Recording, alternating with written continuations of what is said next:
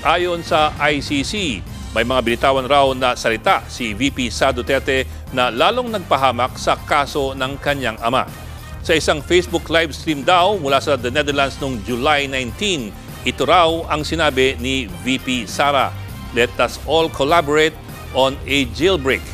Ang aking pananaw po, ang desisyon ay mali, hindi makaturungan at hindi makatao. Isang mapagpala at magandang araw mga kabayan, ibinasura ng pre-trial chamber ng International Criminal Court o ICC ang hiling ni dating Pangulong Rodrigo Roa Duterte na interim release upang samantalang paglaya. Sa gitna yan ang kinakaharap niyang kaso na crimes against humanity dahil sa kampanya kontra droga ng kanyang administrasyon. Samantala, sisiguraduhin umano ni Davao City 1st District Representative Pulong Duterte na pagbabayarin niya ang mga kubidnap umano sa kanyang amang si dating Pangulong Rodrigo Roa Duterte. Sinabi ito ng kongresista matapos hindi pagbigyan ng International Criminal Court o ICC ang hiling na interim release ng dating Pangulo. Ayon kay Representative Duterte, biktima umano ng political persecution ang kanyang ama. Ano-ano nga ba ang mga dahilan kung bakit ibinasura ng ICC ang interim release ni dating Pangulong Duterte? Ito pa, ayon sa ICC Pre-Trial Chamber, sinabi ni VP Sara noong August 19 na kung bigyan ng interim release ang kanyang ama, gusto niyang bumalik sa Davao City. Pero taliwas daw ito sa pangako ng mga abogado ni Duterte na mananatili lamang siya sa bansa kung saan siya bibigyan ng interim release kung sakali. Matapos hindi pinayagan ng International Criminal Court ang hiling ni dating Pangulong Duterte na pansamantalang makalaya matapos isaalang-alang ang mga pahayag at kilos ni VP Sara Duterte. Sa ruling noong October 10, binanggit ng korte ang sinabi ni Sara noong Hulyo na break her father out ng kulungan at ang mga hakbang niyang sirain ang ICC sa pamamagitan ng mga aligasyong fake witness at kolusyon. Tinukoy din ng korte ang mga pahayag ni Sara noong Agosto na balak umuwi ni Duterte sa Davao kapag nakalaya, bagay na taliwas sa pahayag ng kanyang depensa. Ayon sa ICC, malaki pa rin ang impluensya at network ni Duterte sa Pilipinas, kaya mataas ang posibilidad na siya ay makapagtago kung ito'y makakalaya sa ICC. Mananatili si Duterte sa detention habang dinidinig ang kanyang kaso na crimes against humanity. Again, ang pagbalanse ng ibang proseso ng hukuman sa ICC ay dahil good grounds lang ang warrant of arrest, pero merong karapatan to interim release. Ngayon, dahil nabaliwala yung kanyang posibleng kawalan ng sapat na pag-iisip para harapin ang paglilitis, ngayon nakakulong ang Tatay Digong, patuloy na ikukulong maski wala na siyang kakayahan humarap sa paglilitis. Ano ang masasabi mo dito kabayan? Sang-ayon ba kayo sa naging desisyon ng ICC na hindi pagbigyan ang interim release ni dating Pangulong Duterte? Sama-sama natin panoorin ang buong video at pakicomment nyo po ang inyong mga reaksyon at sariling opinion. Pero bago yan, sa mga hindi pa po nakasubscribe sa ating channel na Kabayan News PH, pakipindot po ang subscribe button at pakiclick na rin ang notification bell para lagi kayong updated sa mga bagong upload natin na legit at napapanahong balita. Maraming pong salamat. Bakit hindi pinayagan ng pansamantalang paglaya ni Rodrigo Duterte mula sa detention center ng International Criminal Court? Himayin po natin ang mga dahilan daw at ang timeline. June 12 ng taong ito, nag-file ng request sa mga abogado ni Duterte para sa interim release ng dating Pangulo. Ibig sabihin po nito, pansamantalang paglaya sa isang bansa na aprobado ng ICC. June 23 at June 25, nagsumite ng oposisyon sa request na ito ang ICC prosecutor at ang Public Counsel for Victims. Dito namang Agosto 18, inulit ng mga Duterte lawyers ang kanilang petisyon. At Setyembre 8, pinaspon ng ICC ang Confirmation of Charges hearing. Ito po ang mga dahilan na binigay ng mga abogado ni Duterte para siya ay pansamantalang palayain. Hindi raw siya isang flight risk dahil sa kanyang kalusugan. Hindi rin daw niya papahiyain ang kanyang magiging host country.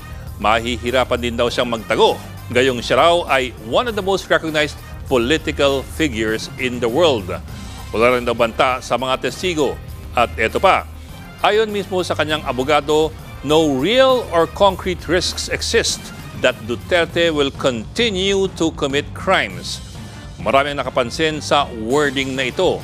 At meron daw compelling humanitarian reasons para palayain isang tao na meron ng edad.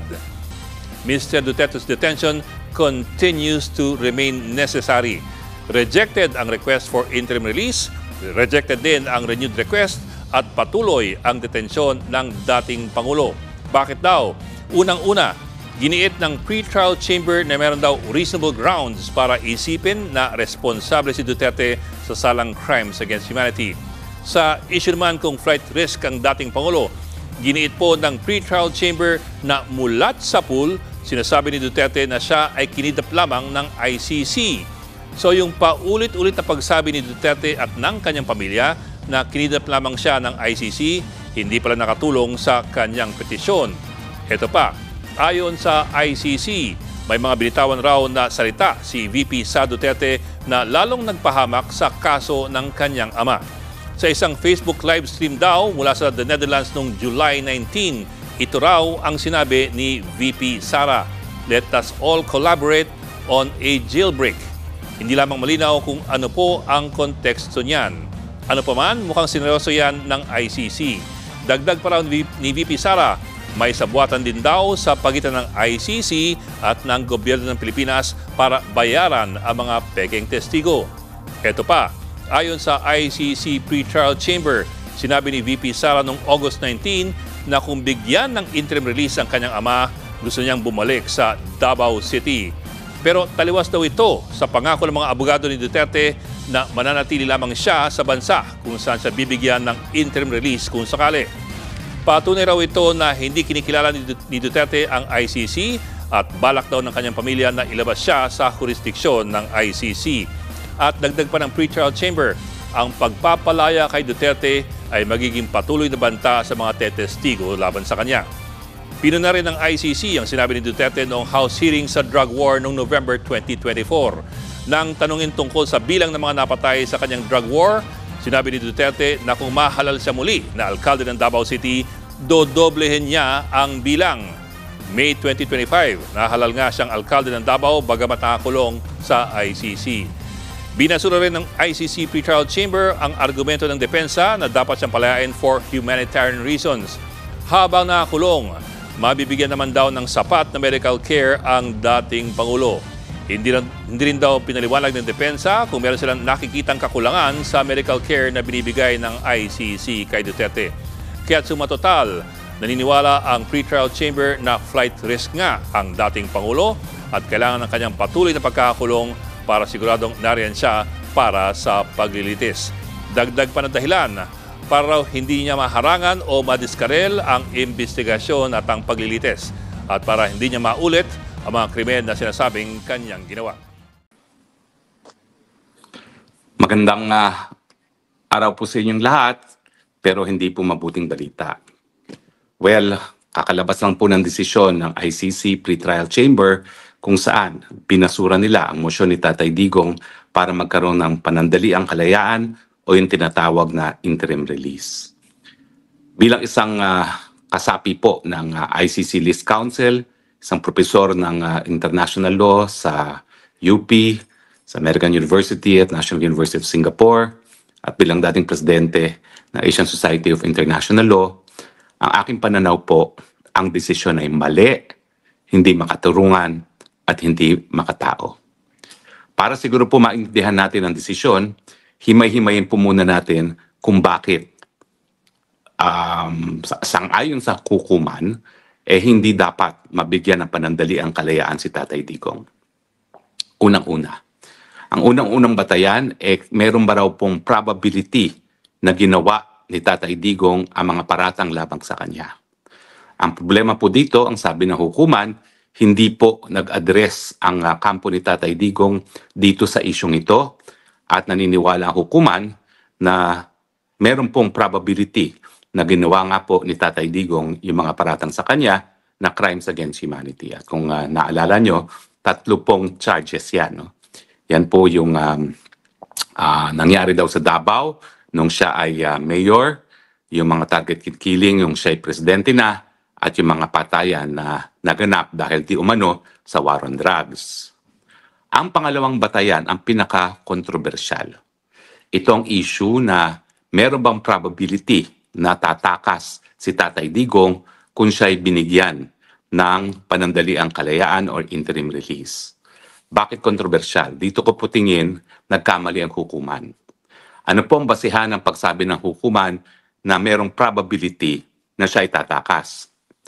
Well, karamihan po, in fact, halos lahat ng sinabi ng hukuman ay base po sa mga sinabi ni VP Sara. Ano po yung mga sinabi niya? At saka yung ginawa ng pamilya. Well, nung inaresto raw si Tatay Digong, violent raw na nag-release ang kanyang mga kaanak. Siguro ito yung nakita nilang paninigaw ni Hanilet doon sa Villamor, no? At ang mga sinasabi namang mga statements ni VP Sara ay kasama na yung sinasabi ni VP Sara na mali ang paraan para nakuha ang jurisdiksyon sa pagkatao ng kanyang ama dahil hindi dumaan sa tamang proseso under Article 59 ng Rome Statute, hindi siya hinarap sa lokal na hukuman at kinidnap ng Marcos administration para i-deliver sa hukuman.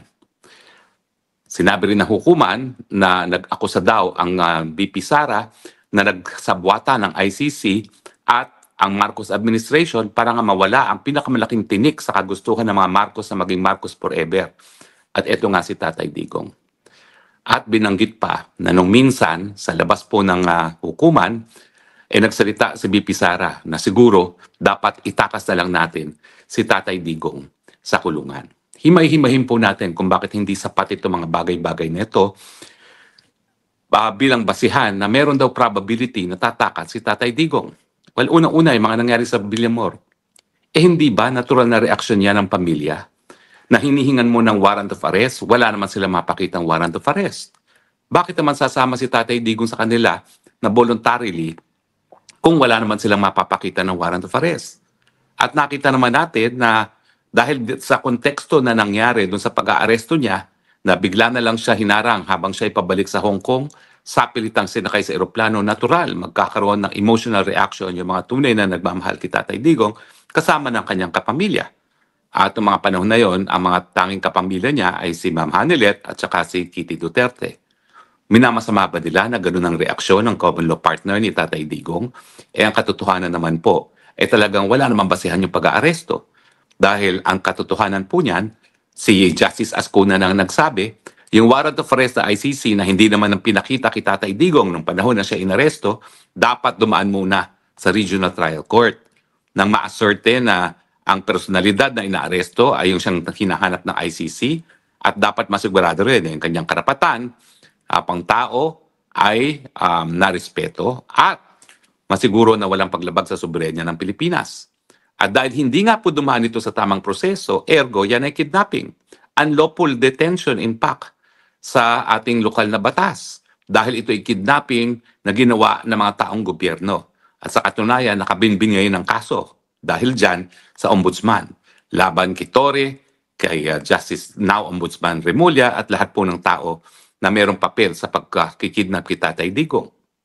So, wag dapat minasama ng hukuman ang isang bagay na illegal na nangyari sa Pilipinas. Kidnapping or unlawful detention po talaga nangyari kay Tatay Digong dahil hindi siya dumaan sa tamang proseso sang-ayon sa Article 59 ng Rome Statute, hindi siya dumaan sa Regional Trial Court. At sa katunayan, yung pinababayaran nga po ni E.S. Medaldea ang kanyang medical bills dito sa hukuman, ang sabi pa ng ICC, hindi namin nababayaran yan dahil hindi naman kami ang nagpadala o kumuha ng pagkatao ni Tatay Digong at ni E.S. Medaldea galing Pilipinas. Yan ay voluntaryong ginawa ng Pilipinas.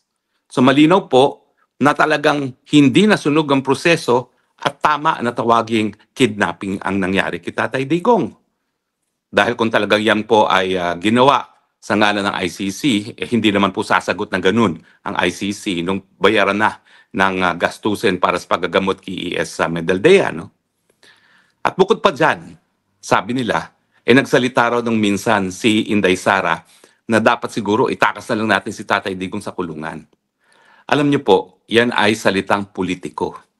That is farthest from the truth. Tatapatin ko po kayo. Ang punot dulo ngayon na hindi namin pagkakasunduan ni Inday Sara Duterte ay dahil siya ay napaka by the book.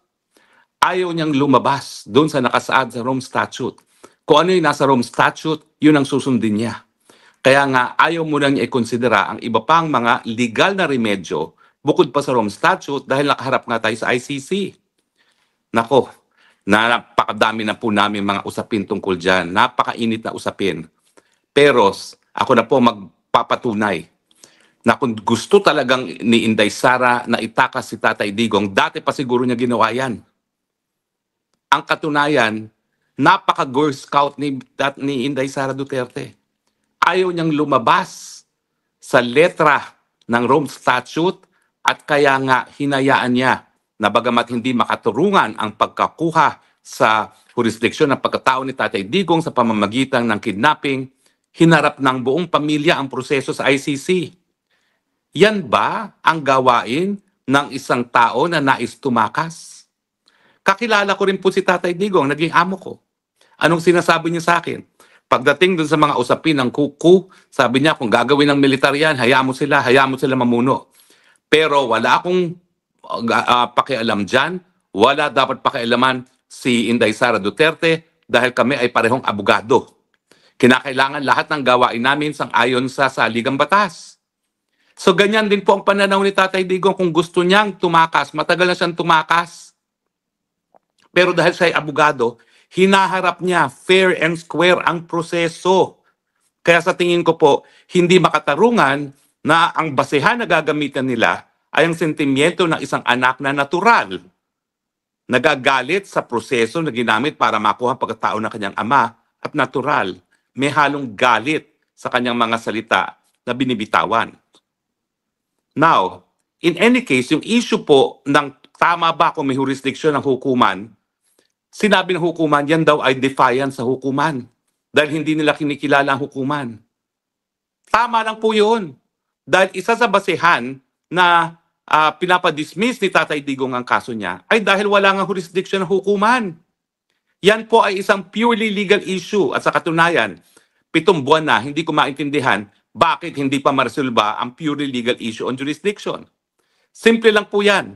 Sang-ayon ba sa Rome Statute? Meron ba o walang jurisdiction ang ICC? At hindi dapat pulaan ang pamilya at si Tatay Digong mismo kung sasabihan nila na walang jurisdiction ng hukuman dahil yan naman po isang legal na depensa sa ICC. Hindi po yan defiance gaya ng paulit-ulit na sinasabi ng prosecution na mukha namang sinang-ayunan ng ICC mismo. Yan po ay hindi tama. Dahil yan po isang legal defense, lack of jurisdiction, at dalawa po ang basihan, bagamat iisa pa lang ang nailalabas ni Tatay Digong sa kanyang mga abogado, yung lack of jurisdiction dahil nga po hindi na miyembro ang Pilipinas ng Rome Statute nang nasimulan ang proseso ng preliminary investigation. Nakasaad po uli sa Rome Statute na kung bibitiw ang isang bansa, ang korte ay mayroong 1 taon matapos ang pagbibitiw para simulan ang preliminary investigation. Pero sa pangalawang taon na po, nasimulan ang preliminary investigation. So sa kontekstong ito, hindi dapat minasama ng hukuman yung pag-question ng jurisdiction sa jurisdiction ng ICC at hindi dapat na pati ang mga sinasabing pabiro ay gagawing katotohanan. Dahil yung actuation ni BP Sara na she is faithful to the letter of the Rome Statute, yan po'y patunay na walang iniisip na labag sa ICC Rome Statute itong si BP Sara. Gaya ni Tatay Digong, abogado rin po si Inday Sara Duterte. At kung siya ay magkakaroon ng kahit anong partisipasyon sa pagkatakas ni Tatay Digong, naku po, pwede siyang madisbar sa Pilipinas. At pwede talagang yan ay ma-impeach dahil hindi dapat na winawasto ang isang pagkakamali sa panibago na namang pagkakamali. Kaya nga po ang aking advice na tinawag ng crazy scheme ay gamitin ang legal na proseso sa Netherlands para nga po itaguyod ang karapatan ng due process ni Tatay Digong sa harapan ng lokal na hukuman dito sa Netherlands. Dahil Netherlands naman po ang may obligasyon na itaguyod at protektahan ng karapatang pantao ni Tatay Digong habang siya ay nasa teritoryo ng Netherlands. Again, ang pagbalanse ng ibang proseso ng hukuman sa ICC ay dahil good grounds lang ang warrant of arrest, pero merong karapatan to interim release. Ngayon, dahil nabaliwala yung kanyang posibleng kawalan ng sapat na pag-iisip para harapin ang paglilitis, ngayon, nakakulong ang Tatay Digong, patuloy na ikukulong, maski wala na siyang kakayahan humarap sa paglilitis. Of course, yung issue po ng fitness, contested ng prosecution at magtatalaga ang hukuman ng mga eksperto. Pero sa akin lang, for purposes of interim release, dahil sila naman ang nagpaliban na ng confirmation of charges at importante po yung confirmation of charges dahil kung talagang walang jurisdiksyon ng hukuman at kung wala talagang probable cause, dismissal na yan, ang pagpapaliban ay nagpapahaba ng pretrial detention. Ibig sabihin, pinahaba ang pretrial detention, may posibilidad na pinahaba pa ang arbitrary detention ni Tatay Digong.